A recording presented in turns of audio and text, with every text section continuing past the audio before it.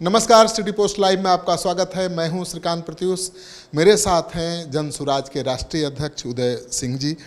अभी प्रशांत किशोर बिहार यात्रा पर हैं, यात्रा पूरे समाप्त पर है, भीड़ भी बहुत उमड़ रही है, उत्साह भी बढ़ा होगा आप लोगों का, लेकिन नतीजा को लेकर क्या आपका उम्मीद है? श्रीकांत जी, पंडित हैं हम, कैसे बताएंगे नतीजा क्या होगा। लेकिन आप जो कह रहे हैं वो सच है। अभी देखिए, हम सहरसा वगैरह की तरफ थे, सहरसा मधेपुरा में थे, पूर्णिया तो थे ही, कटिहार वगैरह थे। बहुत ज़्यादा उमंग है लोगों में, बहुत उमंग है। मतलब अब मैं ये नहीं कह रहा कि वो जितना उमंग है सब वोटे है, लेकिन उमंग तो है। और तो ये कौन लोग हैं जो इतने उमंग में और इतने खुशी में दिख रहे हैं और जन स्वराज कर रहे हैं? या आज तक तो किसी दल से जुड़े हुए थे ना, या बीजेपी से जुड़े हुए थे, या जेडीयू से जुड़े हुए थे, या आरजेडी से जुड़े हुए, किसी जुड़े हुए लोग थे। कोई ऐसे लोग तो थे नहीं कि घर में बैठे थे और एकाएक वो जन स्वराजी हो गए। तो इसलिए लोगों को जो घबराहट अभी चल रही है दिमाग में, वो इसीलिए चल रहा होगा। अभी प्रशांत जी के ही इस सभा में अगर जनसलाब आ रही है तो भाई किसी दल के ही लोग हैं ना वो, जिससे आ रहे हैं। जन स्वराजी तो नहीं थे, जन स्वराज तो अभी शुरू हुआ है। इसलिए हमको लगता है कि मिला जुला के हम लोगों का चुनाव में प्रदर्शन बढ़िया होगा। प्रशांत किशोर बिहार यात्रा पर हैं, आप बीजेपी वालों को तोड़ कर मिला रहे हैं जन स्वराज में, एक शिकायत है। लेकिन हम बीजेपी वालों को तोड़ नहीं रहे, हम तो बीजेपी वालों के कार्यकर्ता से अपील कर रहे हैं, क्योंकि हम उनका दिल से सम्मान करते हैं। हम 14 बरस थे बीजेपी में, और हम ऊपर वालों की बात नहीं कर रहे हैं, वो सब तो अब ठग ठुग हो गए हैं। लेकिन नीचे वाले जितने हैं ना प्रशांत जी, प्रत्युष जी, वो इतने मतलब दिल से काम करने वाले लोग हैं कि उनकी जितनी प्रशंसा की जाए कम है। तो हम तो उनसे अपील कर रहे हैं कि तुम लोग को वहाँ कुछ ना मिला है ना मिलेगा, वो ठग पार्टी है, ठगेगी। चले आइए इस जन स्वराज में, आपका निर्णय करने में आपकी भागीदारी होगी। हम तो कह रहे हैं उन लोगों को कि भाई चले आइए, हम लोग को आवश्यकता है आप जैसे लोगों की। जिस निष्ठा से आप काम करते हैं अपने उद्देश्य के लिए, उस निष्ठा से आइए यहाँ, आपका सम्मान करेंगे, आपको रखेंगे। निर्णय जो होंगे राज्य में, उसमें आपकी भागीदारी होगी। आपको शर्मसार नहीं होना पड़ेगा अपने ही गांव में।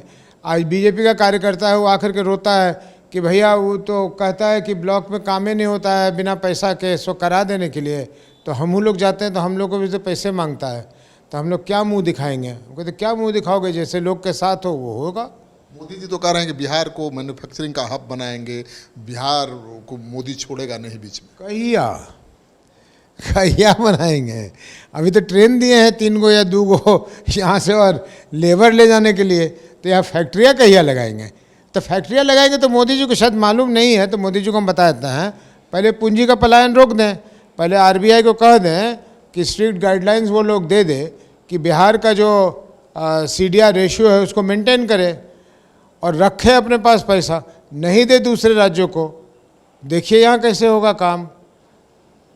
आपको क्या बताएं श्रीकांत जी, अभी पूर्णिया में एक इंडस्ट्री से जुड़ा हुआ आदमी आया, वो अपना रोना रो रहा था और बता रहा था कि यहाँ के मंत्री लोग जो हैं वो कितने बेचारे हैं सच माने में, कि वो करना चाहते हैं, उनको सचिव नहीं करने देता है। तो खैर उसका खुलासा करना इस यहाँ पे मुनासिब नहीं होगा। तो मैंने उससे पूछा कि मान लो कि हम लोगों की सरकार आती है और ये जो उल जलूल कानून बने हुए हैं इसको हम लोग ख़त्म कर देते हैं तो क्या होगा? कहा भैया, हम लोग और नहीं आपको कुछ कह सकते हैं, लेकिन इतना कह सकते हैं कि 2 बरस के अंदर 10 गुना इकाई चलने लगेगा बिहार में, 10 गुना इंडस्ट्री लग जाएगा बिहार में। खाली अगर बिहार सरकार अपनी जो ये बेवकूफ़ों की कानून और नियम बनाए हुए है पैसा लेने के लिए, अगर इसको हटा दे 10 गुना इकाई लगेगा। इसमें तो जन स्वराज कुछ नहीं करेगी, हम क्रेडिट भी नहीं लेंगे। हम तो इतना ही कह सकते हैं कि हम ये बेकार के कानून हटा देंगे। मैंने उसे पूछा कि औसत कितना लोग काम करता है, तो हम लोग बहुत देर के डिस्कशन के बाद इस नतीजे में पहुँचे कि कम से कम एक इकाई में 100 आदमी तो काम करेगा। तो अगर 10 गुना मेरा इंडस्ट्री लग जाएगा जो हज़ारों की तादाद में है, तो आप खुद सोचिए कि उसका पलायन रुकने पर कितना सकारात्मक असर पड़ने वाला है। इसलिए हम लोग जो कह रहे हैं वो वो आप बिहार के लोगों को दिखेगा कि ये हो गया। समाजशास्त्री हैं एस नारायण, बहुत जाने माने समाजशास्त्री। वो कह रहे हैं कि प्रशांत किशोर अगर थोड़ा सा बदलाव कर दें अपने रणनीति में तो सबको पीछे छोड़ देंगे।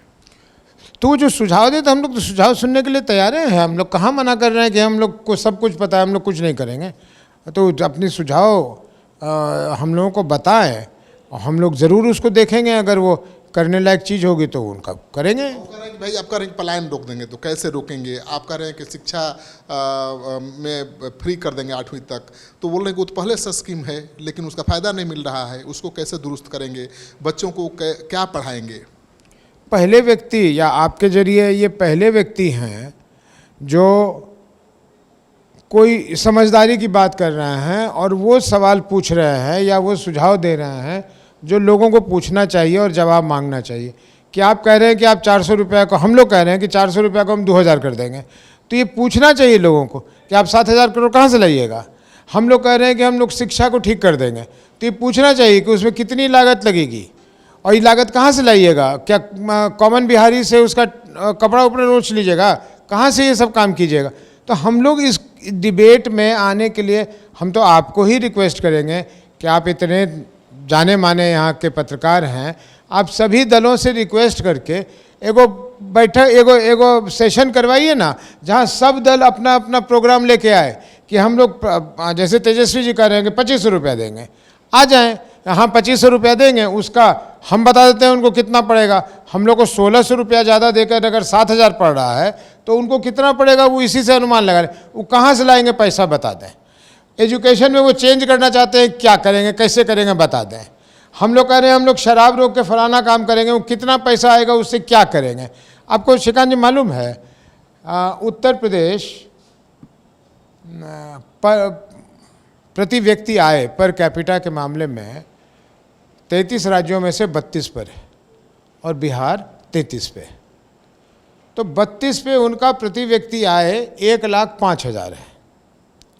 तो जब मैंने देखा 32 पे 1,05,000 है तो मन में हुआ कि चलो बिहार 33 पे है तो होगा लाख या 95,000।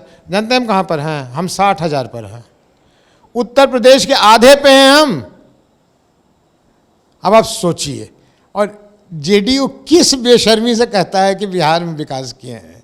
रोडवा दिखा के, पुलवा दिखा के। बिजली तो दुरुस्त हुई है। अरे महाराष्ट्र रोड बिजली तो पैसा से ना होता है, तो उसका तो हिसाब दे दे कि जो हमको बढ़िया बढ़िया रोड दिखला रहा है कितना में बनना चाहिए और कितना में बना।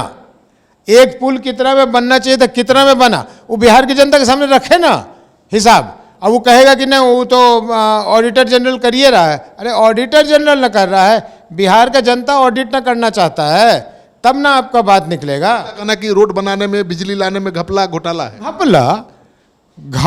घपला से जो बच गया ना उसका रोड बन गया। माने 100 रुपया मिला, 100 रुपया में से घपला होकर 90 रुपया गया। तो 10 रुपया का रोड ना आप देख रहे हैं, 90 रुपये तो घेल। तो उसे ईडी पता कर रहा है, बहुत लोग पता कर रहा है कि कैसे होगा। अब दूसरी चीज़ कि ईडी पता कर रहा है, क्या माने ईडी लग गई है नीतीश कुमार के पीछे? नीतीश कुमार के चहेते के पीछे नहीं लग गई है। हंस जी नहीं है तो हंस जी कैसे थे उस जगह पर ही नहीं जानता है लोग। मैंने हम बनाए हुए थे हंस जी को, जनसुराज रखे हुए था हंस जी को, नहीं रखे हुए था। अब सुनिए, उत्तर प्रदेश का हम बतला रहे थे। उत्तर प्रदेश को पिछले वर्ष, इस वर्ष में शराब से, एक्साइज से 56,000 करोड़ रुपया मिला है। कितना? 56,000 करोड़ जी। उसकी आबादी 24 करोड़, मेरी आबादी 14 करोड़। तो शराब पीने में जो तथाकथित, ये तो बंद है अभी शराब, लेकिन उसके बावजूद इतना शराब कंज्यूम हो रहा है बिहार में, सबके नॉलेज में है। तो हम उत्तर प्रदेश से मात खाने वाले नहीं हैं। तो उस अनुपात में अगर आज यहाँ शराब लीगलाइज हो जाए तो हमको 29,500 करोड़ रुपया मिलेगा। कितना? 29,500 करोड़ मिलेगा। और उससे आप शिक्षा पर खर्चा करें। 1 मिनट साहब, नहीं उससे कहाँ से शिक्षा हो जाएगा? हम लाखों रुपए, लाखों करोड़ की बात करें तो 29,500 करोड़ से हो जाएगा। उस 29,500 करोड़ की राशि अगर हम वर्ल्ड बैंक, IMF या एशियन डेवलपमेंट बैंक को 25 साल के लिए उसको दे दें, उसको सिक्योरिटाइज कर दें, तो हमको लाखों करोड़, 3 या 4 लाख करोड़ रुपया मिलेगा एक टाइम में। और जब मैं 3 और 4 लाख करोड़ रुपया का बिना भ्रष्टाचार के जब बिहार में उसकी निवेश करूंगा तो ये बिहार कहाँ जाएगी आप बता दीजिए। वो तो कर्जा ही ना होगा। वो कर्जा है? कर्जा कैसे है? मेरे फ्यूचर अर्निंग के अगेंस्ट में दे रहा हूं तो कर्जा हो गया। वो बजट के बाहर है, वो बजट के बाहर होगा। सरकार पे कोई लोड नहीं पड़ने वाला है, सरकार के राजस्व पे कोई लोड नहीं पड़ने वाला है। प्रत्युष जी, आप लोगों की बातें बहुत कन्विंसिंग लगती हैं, लोग भी कह रहे हैं कि भाई कह तो सच रहा है, लेकिन क्या लगता बोल रहा है झूठ। मैंने लग रहा है कन्विंसिंग, लेकिन बोल रहा है झूठ। नहीं, लोग मान रहे हैं कि आप सच बोल रहे हैं, आपकी कन्विंसिंग बातें हैं, लेकिन वोट देने की बात है, वो कह रहा हूं मैं कि वो वोट देंगे लोग। अरे भाई, वोट हम थोड़ी छीनने जा रहे हैं, जाति मजहब में बंधे हुए। अरे उस जाति को, अच्छा एक मिनट, सबसे लोग समझता है कि दलित बहुत पिछड़ा, ठीक है ना, और कौन जाति सबसे ऊपर है इस समय में। अच्छा मान लीजिए एक मिनट के लिए ब्राह्मण है, ठीक, एक ब्राह्मण परिवार की और एक दलित परिवार की आवश्यकताएं अलग अलग हैं आज के डेट में। और महानगर को मत देखिएगा, किसी गांव में चले जाइए, किसी पंचायत में चले जाइए, वहाँ एक दलित परिवार से सच पे पूछिए बैठ के, जैसे आप करते ही हैं, दलित परिवार में पूछिए कि तुमको कौन कौन चीज़ की ज़रूरत है, और लिख लीजिए और चल जाइए उसी गांव उसी पंचायत के किसी ब्राह्मण के यहाँ, और उसके बाल बच्चों से पूछिए या उसी के बुजुर्ग से पूछिए कि आपको कौन कौन चीज़ की ज़रूरत है। अगर एक चीज़ का अंतर होगा तो हमारा नाम बदल लेंगे। तो वोट का क्या मतलब है भाई? तेजस्वी यादव अति पिछड़ा को प्रदेश अध्यक्ष बना दिए, 50 साल बाद कोई बनाया है। जगदानंद सिंह को राष्ट्रीय अध्यक्ष बनाने जा रहे हैं। जातीय समीकरण देखिए, सोशल इंजीनियरिंग बढ़िया है। तो यहाँ भी देख लीजिए सोशल इंजीनियरिंग है, सोशल इंजीनियरिंग पर चलते हैं तो राष्ट्रीय अध्यक्ष जन स्वराज का राजपूत है और प्रदेश अध्यक्ष मेरा दलित है। लीजिए सोशल इंजीनियरिंग, अगर इसी से खुश होते हैं आप लोग तो ये भी ले लीजिए, इसमें क्या दिक्कत है? आप हैं राजपूत समाज से, इसलिए तो उन्होंने भी राजपूत को बना दिया राष्ट्रीय अध्यक्ष। नहीं तो बनाने जा रहे हैं। ना, तो अभी तो राजपूत को मैंने सुना कि केंद्रीय मंत्रिमंडल में जगह मिलने वाली है। अभी शायद घबराहट हुई होगी कि जन स्वराज के राष्ट्रीय अध्यक्ष को राजपूत हो गए हैं। अब भाई हमारी पहचान अगर इतनी ही सीमित करने की हमको खाली राजपूत ही सोचना है तो हम जगह छोड़ देते हैं। हम तो ये सोचे कि मेरे अनुभव की वजह से ही लोग बना रहा है, लेकिन राजपूत होने की वजह से बना है तो हम छोड़ देते हैं जगह। लेकिन उससे ये फर्क पड़ा है कि मैंने सुना है कि केंद्र में अब एक राजपूत मंत्री बनने वाले हैं। तो जो मंत्री बने तो हमको कम से कम धन्यवाद कर दें कि इतना साल तो मोदी जी का आंख नहीं खुला, लेकिन हम बन गए इस पार्टी के राष्ट्रीय अध्यक्ष, तो मंत्री बन गए, अच्छी बात है। तो जातीय समीकरण काम नहीं आएगा इस बार। नहीं साहब, कहाँ से काम आया था? जेपी के आंदोलन में काम आया था, हैं? गद्दी छोड़ो की जनता आती है कि नारा में जाति काम आया था। यो कोई जाति भाति नहीं चलने वाला है। ये आंदोलन थोड़े आप कर रहे हैं, आप राजनीति कर रहे हैं। आंदोलन राजनीति में फर्क है। आंदोलन नहीं, हमारा अभियान है। हम अभियान लेके चले थे। पार्टी तो हमको बनानी पड़ी, तो वोटवा कहाँ डालेगा? लोग अभियान को वोट नहीं देगा, पार्टी को ना वोट देगा। तो पार्टी तो हम बनाए हैं उसके लिए। लेकिन मेरा मानसिकता, मेरा वादा, अच्छा प्रशांत जी जब अभियान लेके चल रहे थे और आज घूम रहे हैं, एक को बतवा में फर्क है? नहीं, ठीक है, वैसे ही कर रहे हैं। लेकिन सवाल ये उठता है कि कितने दिन तक टिके रहेंगे उदय बाबू और प्रशांत किशोर? अब उदय बाबू की तो अवस्था हुई, तो जितने दिन ऊपर वाला चाहेगा यहाँ रहेंगे तो इसमें रहेंगे, राजनीति में रहेंगे। तो राजनीति आज से है, जब 1977 से आज तक थेथर की तरह यही हैं, तो आगे भी बड़े रहेंगे। लोग ना सोचे कि ये छोड़ के जाने वाला, हम ना कहीं जाने वाले हैं। प्रशांत किशोर भी हाँ, अरे कहीं कहाँ जाएगा? क्या ऑप्शन है उसके पास? सब कुछ अपना छोड़ छाड़ के सन्यासी बन के घूमे चल रहा है, दीवाना की। तो कहाँ चल जाएगा भैया? कहाँ चल जाएगा? कहीं नहीं जाएगा। हार हो या जीत, बने रहना है बिहार। भाई हार और जीत तो राजनीति में और चुनावी राजनीति में हार जाना कोई ऐसी बात नहीं होती कि उसके लिए आदमी कंबल में मुंह छुपा ले। जनता के बीच में गया था, जनता को नहीं मन हुआ इस समय आपको उस तरह से वोट देने का। ये तो नहीं है कि जन स्वराज को 2 वोट मिलेगा। अरे नहीं जीतेंगे या जीतेंगे, ठीक है भाई, जनता को जहाँ समझ में आएगी जिता देगा, और जहाँ नहीं समझ में आएगी तो नहीं जिताएगा। क्या किए हुए? उम्मीद की मैं 243 पे पूरी सीट जीत ले। पूरी सीट साहब, साफ सुथरा, कोई गंदगी छोड़ना ही नहीं है। काहे के लिए छोड़ना है? किसके लिए छोड़ेंगे गंदगी? राहुल जीतना आ रहे हैं बिहार, मोदी जीतना बिहार। जी आए तो कोनो जी आज, हम लोग तो आज से आ रहा है, नया डॉक्टर नया दवाई लेके। ये सब तो पुरनका डॉक्टर है, पुरनका दवाई लेके घूम रहा है, तो इससे कहाँ चलने वाला है भैया?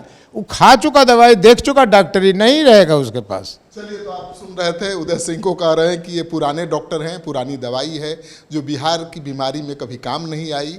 प्रशांत किशोर उदय सिंह नए डॉक्टर हैं, नई दवाई लेकर आए हैं और ये बिहार की बीमारी को दूर कर देंगे। आपकी क्या राय है? आप क्या सोचते हैं इनके दावे के बारे में? कमेंट बॉक्स में जाइए, अपना कमेंट जरूर लिखिए। आपका सहयोग समर्थन सिटी पोस्ट के लिए बहुत मायने रखता है।